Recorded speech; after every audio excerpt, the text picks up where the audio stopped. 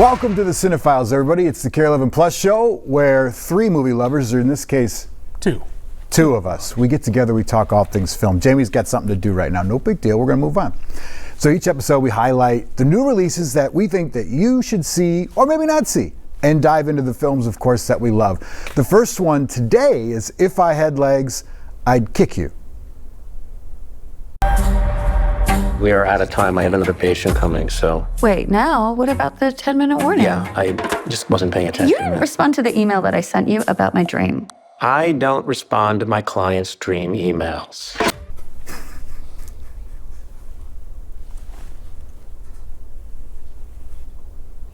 Oh my gosh. Okay. So what? I guess I'll read the summary here and then get your take because I like what's happening. So with her life crashing down around her, Linda attempts to navigate her child's mysterious illness, her absent husband, a missing person, and an increasingly hostile relationship with her therapist, played by Conan O'Brien there, right? Right. Huge cast, like we said. Conan, is it Rose Byrne? Aesop Rocky's in this one, Danielle McDonnell, and it is written and directed by Mary Bronstein. Right. So if you want to see the best performance of the year, not just by an actress, but just period, best performance of the year, Rose Byrne. Wow. It's insane how good she is. Well, I'm talking like a woman under the influence, Gina Rowlands level of performance here. And frankly, it's been less than 12 hours since I watched this. I saw this last night. So and it's fresh. I'm still sort of buzzing from it, still sort of processing it. It's a real kind of assault on the senses. You're in the perspective of this fraught mother who is dealing with all these problems, and you're really with her the whole time, to the point where you don't even see that, you don't see her daughter's face. The face is kind of kept off camera. Huh. You never see her husband until the very end, and that's Christian Slater, and he's only on the phone and constantly calling her. She's having, kind of an existential crisis as well. Her ceiling has a big hole in it due to some broken pipe. She has to live in a hotel. It's just one thing after another. It's like an Uncut Gems type build. Kind of. And it just squeezes your heart. And you bring up the Safdies, it's an interesting rabbit hole. So she is married, Mary Bronstein, the writer-director, is married to Ronald Bronstein, who was the writer and editor of Good Time, which we talked about last episode. Yes. Intense. Yeah, and he's, I believe, a co-writer and editor on Uncut Gems as well. She also made one other movie called Yeast, made in 2008, which also stars Greta Gerwig. Yeah, I saw that. And very good movie, but weird connection. We'll be talking about Greta Gerwig in another 2008 movie later. But so there's all these weird connections that were not intentional and just sort of came up as I was thinking about this movie. Incredible performance, as I said, from Rose Byrne. The direction is very distinct in terms of, she's in an office and that's a very serene environment at times, and then she goes into her hotel and it's kind of this red-fueled hotel. There's a lot of kind of like psychological layers to her where the director is not giving us a lot of exposition as to like why she's feeling certain ways or why now she's been set off. It's kind of it's not a mystery to be solved, but just you're sort of just expected to accept those emotions, and it's just relentless though. Interesting. Yeah, but it feels also like a lot of our lives right now. Actually. Oh, totally. We were just talking about this before we rolled the camera. Right. It's an anxiety attack of a movie, but it's also very funny, kind of like Uncut Gems and Good Time, where there are moments of levity. But I think there are a lot of people who maybe don't like this movie because it is sort of a anxiety attack. Well, okay, so I have not seen it yet. You have? Yeah. Is Rose, she usually plays comedies, and she plays them very, very well. She's funny, and she can act. And the clip that we saw from Conan, is this a comedy drama? Like, is it? Because Uncut Gems is funny too, but it's also really dark. Oh, it's the same kind of dynamic where this is mostly dark and mostly serious, but there are moments of humor. Okay. Conan is straight, like no humor at all, and only because maybe we've watched him on late night do we understand that he's maybe like doing a thing, and it's so subtle to the point where it's like almost doesn't register. Like it was there. I don't answer Voicemails of my patient's dreams. Yeah, and he's great.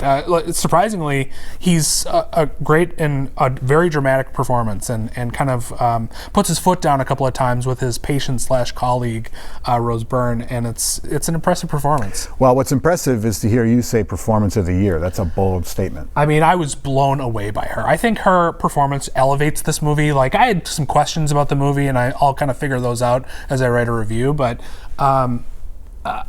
I think her performance just elevates this movie to one of the best movies of the year. Wow, your rating. I would say don't miss it. Don't miss it. All right, there it is.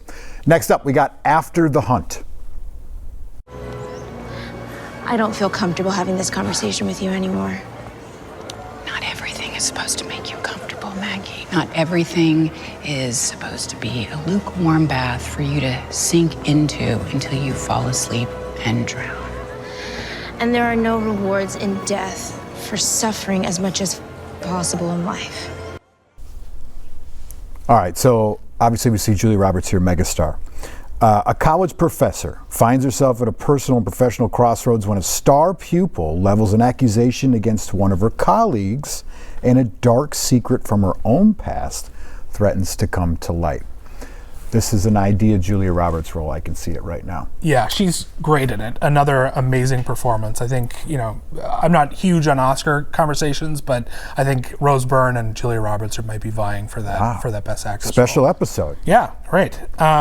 So this is a complex movie to the point where it's been divisive among critics. It's been divisive among audiences. It's very much kind of exploring the gray areas of kind of a Me Too situation where Ayo Edebiri claims she was sexually assaulted by Julia Roberts' colleague, played by Andrew Garfield. They're both her sort of mentors in a PhD program, and they're in a philosophy department in Yale. So that already, being in a philosophy department in Yale, you're kind of exploring the ambiguities and meaning behind things, and that's kind of what this movie is about. It's kind of exploring why she would make that accusation. Did that really happen? Andrew Garfield's character, who is accused, claims that she's making this up because he found out that her dissertation was plagiarized. But is this, are either of them telling the truth? You can't really trust anyone, and the movie gives you no answers. Even at the end? Even at the end. It doesn't confirm what really happened, which is fascinating and frustrating. It leaves it up to you as the viewer to decide and decipher based on the information you were given. Right. And that can be, troublesome, and its social politics can be problematic in certain ways because, we're supposed to believe these accusations when they come out. I like that, though. We literally did a story on a PhD student at the University of Minnesota who was accused of using ChatGPT on a dissertation. Sure. And had to go to sort of a formal hearing in the university. Sure. And we presented the story about 3 minutes both ways, and we don't know what happened, but you, the viewer, get to decide based on information. Right. What'd you give it? I would say see it. This could be potentially triggering. I think there's a lot of great performances here, but if this subject matter is at all sensitive to you, maybe don't check it out if you're going to be triggered by that. But I do think there's a lot of great performances. Luca Guadagnino, who directed it, is one of my favorite directors working right now. He made Challengers and Queer last year, and those were outstanding. It's written by Nora Garrett, who this is, I think, maybe her first screenplay, and it's really sharp and really incisive. All right, he said see it. So 2 up, 2 down. 2 phenomenal films. We got another one to talk about coming up, the explosive new film from Kathryn Bigelow that's also getting serious awards chatter even this early in the season.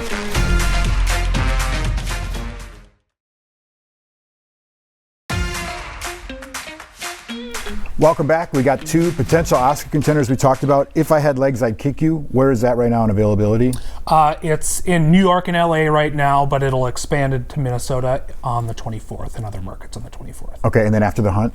After the Hunt is again in New York and LA now, but it actually opens on the 17th in Minnesota. Okay, good.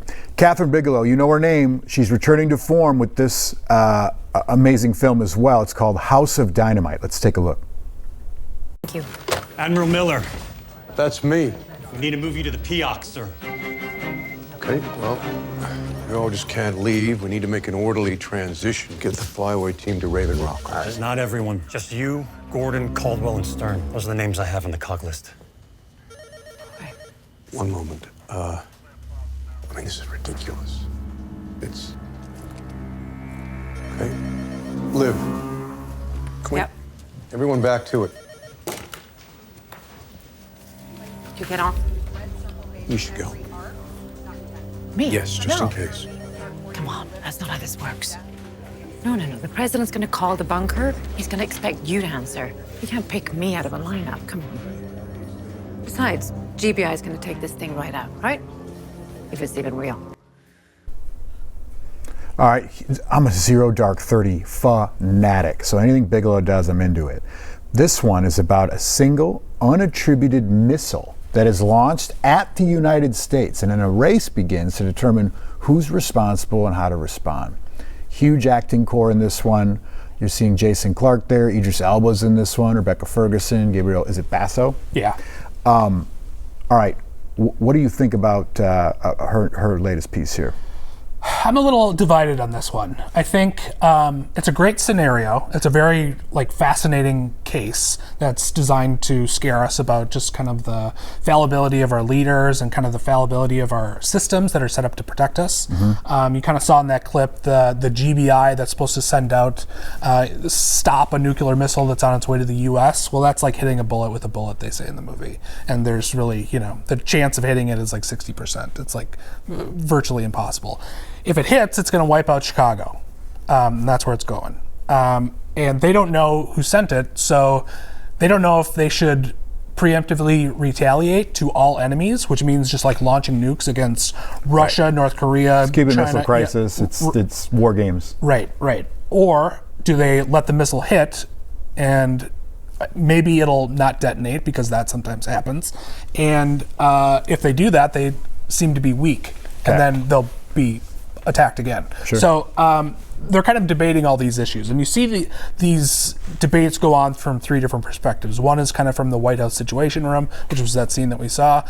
One is from kind of a missile command center in Alaska, which is the ones that are going to be launching this GBI to neutralize the missile, and then one is the president and how he deals with it. So there's a lot of I would say there's about 20 minutes of overlapping in these, where you're hearing kind of the same dialogue over and over again. And that's kind of where I got bogged down by it. Like, okay, we've seen this. What's the point in me hearing the same line from just someone else's point of view? Right. It's not like a Rashomon style thing where the truth is in the eye of the beholder. Mm-hmm. You're just kind of seeing different perspectives in the same situation. Interesting. So I'm not really sure what that gives us, as opposed to just like editing it all together into one, distinct movie, as opposed to 3 chapters.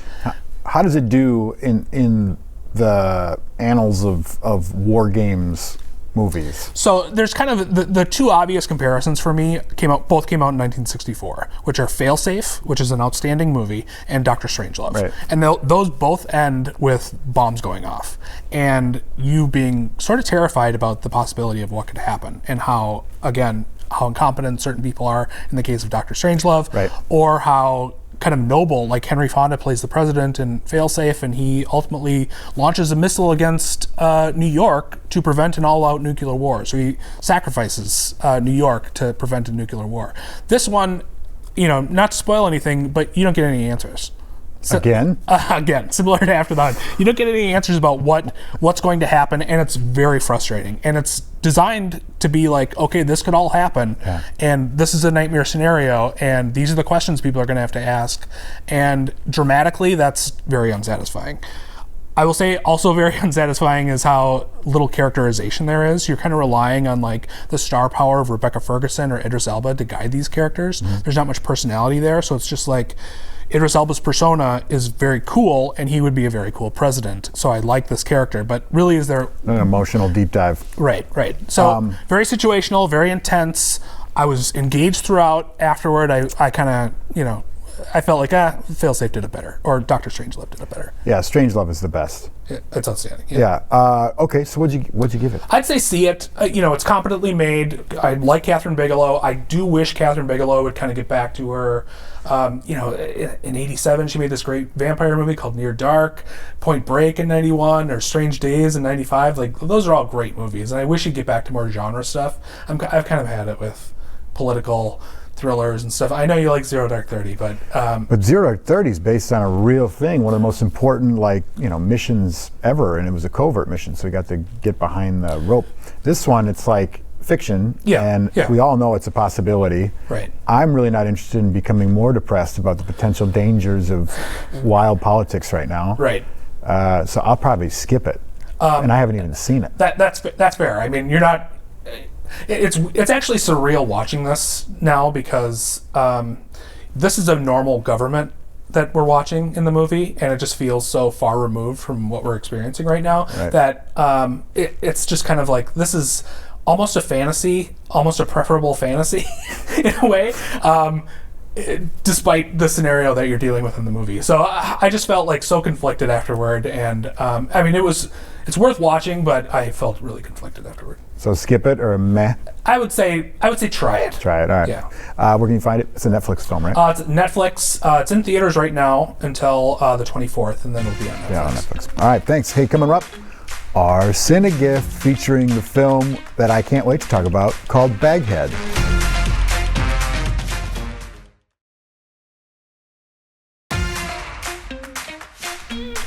Cinegift time. You gave us an interesting one. Tell everybody what you gave us, and let's discuss it together. All right, so this is a Jay and Mark Duplass film called Baghead. It came out in 2008, and the reason I picked it, we went from a comedy, Hot Shots and Hot Shots Part 2, and we're going into spooky season, so I kind of felt that this bridged those two. It is sort of a situational comedy and has elements of horror.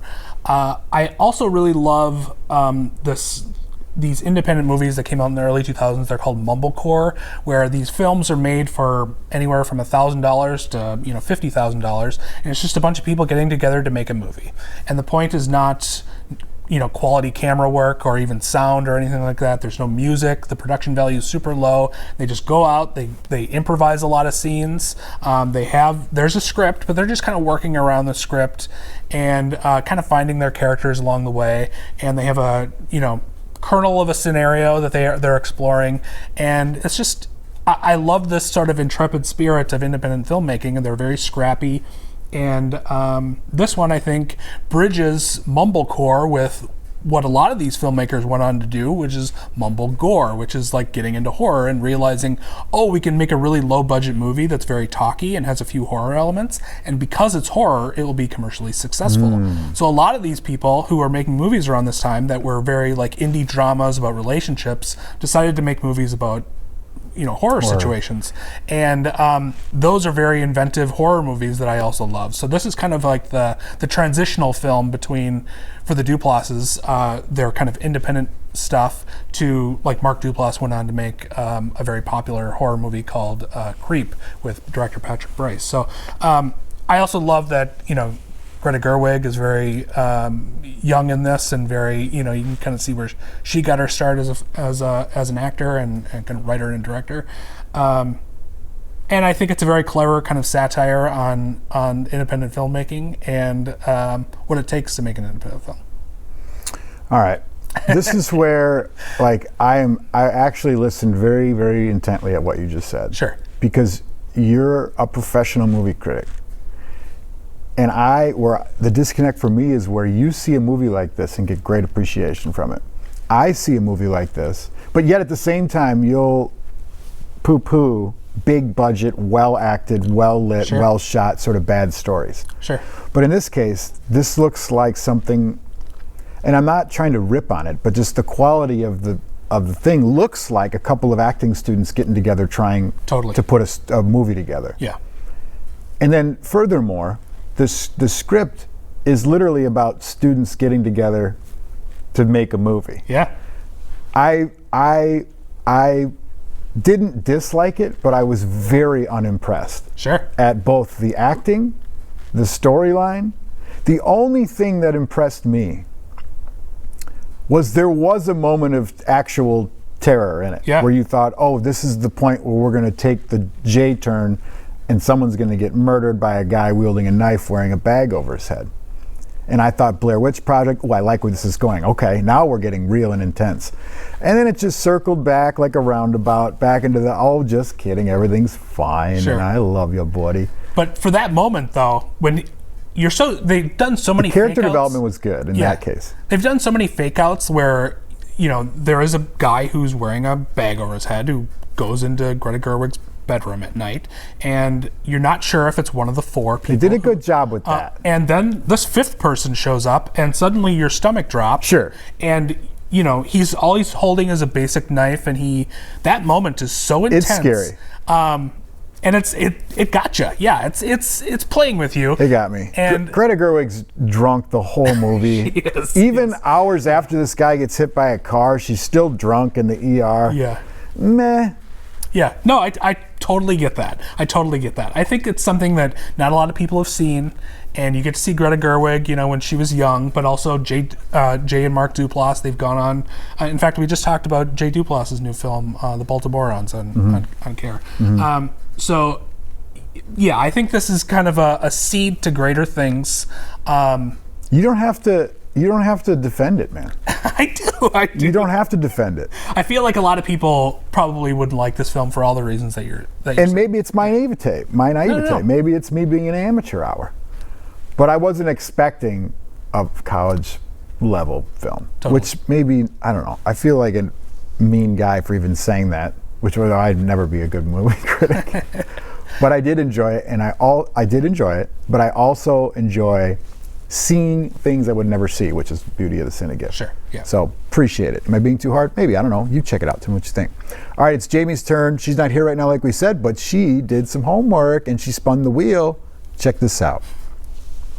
As we all know, I'm very indecisive, so I've created this spinner wheel of Halloween movies because it is Halloween season. It is time to cuddle up and watch a scary movie or a silly, goofy movie, and because I have so many that I like, I have decided to just throw a handful into this wheel and let it decide what we're gonna watch. Why did that not spin? There we go.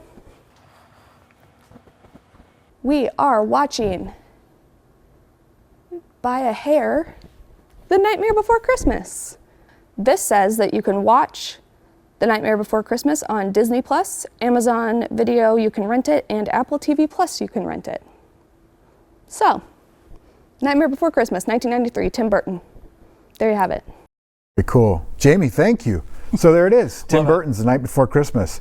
I'm excited to rewatch this. Yeah. Anything Tim Burton did scared me as a kid, and I wasn't sure if it was normal or not. Like Beetlejuice was a great movie until he turned into that snake with the giant teeth. Oh, sure. And I was just like, I am so terrified. Even the Batman movies, he made them horror movies. Batman Returns, Batman 1, they're slight horror movies. Oh, totally, yeah. They're like silent, scary silent movies. And if anybody has their own aesthetic, if any single director in Hollywood has an aesthetic all their own, it's Tim Burton. We'll talk about it eventually, but he didn't direct Nightmare Before Christmas. Andrew Selick did. But it's his baby, right? He produced it. I think he wasn't there a lot of days. Yeah, but it's screaming Tim Burton with the skinny figures and all of the striping and that's his Edward Scissorhands. Totally, yeah. He designed it, yeah. Okay. Yeah, and wrote it, I suppose, but. Okay, no, he wasn't that big of a deal then. Yeah. You excited? When's the last time you watched it? I watch Nightmare Before Christmas. I've watched it every year for 30 years. Oh, you do? Okay, good. Yeah. So for you, it's no big deal. You can write the screenplay right now, probably. Off the top of your Pretty head. much. I sing the songs. Yeah, I love it. All right, cool. Do you like the wheel thing Jamie did? I love the wheel thing. Okay. Maybe that's the way we should do Cinegifts from now on. Just spin the wheel. Yeah, I like it. All right, I'm into it. All right, tell people where they can see you. You can check me out on Deep Focus Review. You can also follow me on Letterboxd or Blue Sky at Deep Focus Review. And I've got some Halloween stuff going with Postmodern Vampire series, so check that out now on the site. Fantastic. We are in a postmodern vampire world, and they are everywhere. We are. All right, thanks for watching episode 11 of the Cinephiles. For Brian Eggert, I'm Chris Sarabsky. Have a good day. Stay curious, folks.